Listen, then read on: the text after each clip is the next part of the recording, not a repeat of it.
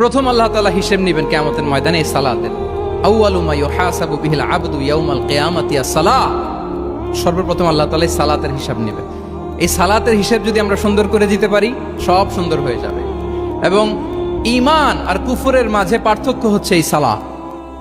আওয়াজ করে বলুন, ঈমান আর কুফরের মাঝে পার্থক্য কি? এটাতে কোনো ছাড় নাই, কম্পালসারি।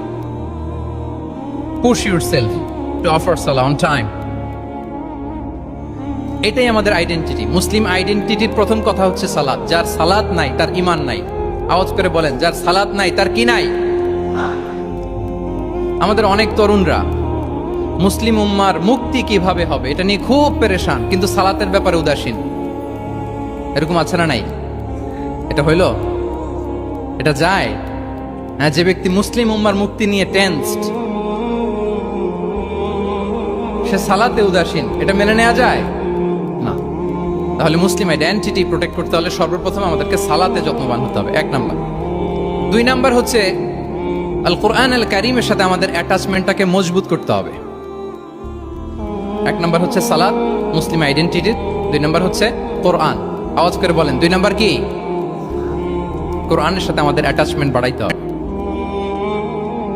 অনেকের কোরআনের ইন ডেপথ নলেজ অনেক ভালো, কোরআনের রিফ্লেকশন গুলো খুব ভালো জানে, কিন্তু কোরআন তেলাওয়াতের বেহাল দশা। এরকম আছে না?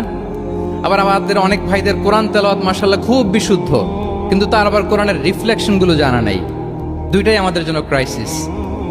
Recitation and reflection both are needed. দুইটাই লাগবে।